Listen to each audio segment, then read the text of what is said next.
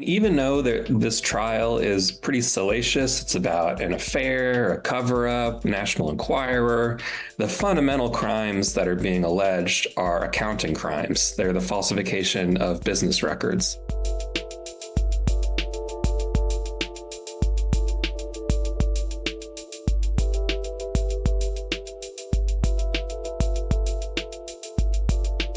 They brought in these accounting folks from the Trump organization to have them explain, one, how the accounting processes worked, the literal software they use, the way they process checks to be cashed, and also how it specifically worked in the case of payments to Michael Cohen, who in turn was paying off Stormy Daniels. Deborah Tarasoff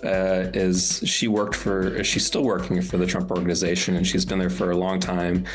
She's in charge of accounts payable. Basically, she said all the checks that go out, whether from Trump's personal account or his trust or any of the entities under the umbrella of the Trump organization, they passed one way or the other through her office. At one point, they even had her describe the physical process of getting checks to the White House for Trump to sign and then get back to the Trump organization. She said they used FedEx, and they came back with Trump's big, bold, Sharpie signature on them, and she recognized it from all her years working for him, so she knew it was his signature.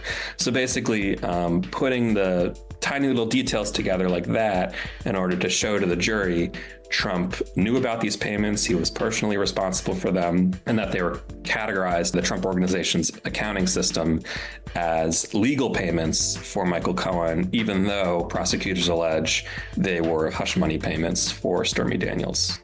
Tarasoff, who was in charge of accounts payable, described it as a family business. And I think that's true. Not only does Trump have his kids working on various parts of his business, but also even the people who aren't related to the Trump family, but who are in positions of power. It's a pretty small group of people that run this company.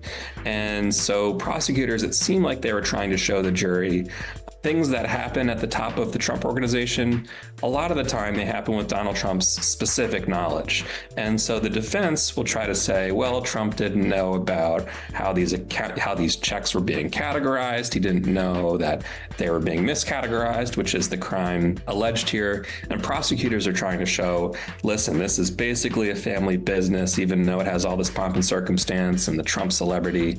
And so they're trying to argue there's no way that these business records could have allegedly been falsified without Trump's knowledge.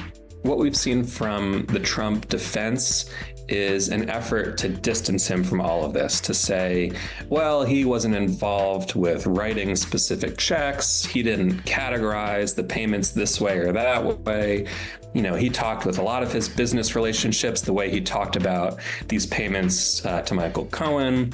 So it's an effort to deny, to distance, to get caught up in the technical stuff about, do we know how long Michael Cohen's phone that was used as evidence was sitting in an evidence locker? Could someone have tampered with it? So it's a lot of sort of classic defense techniques of trying to muddy the water in the jury's mind.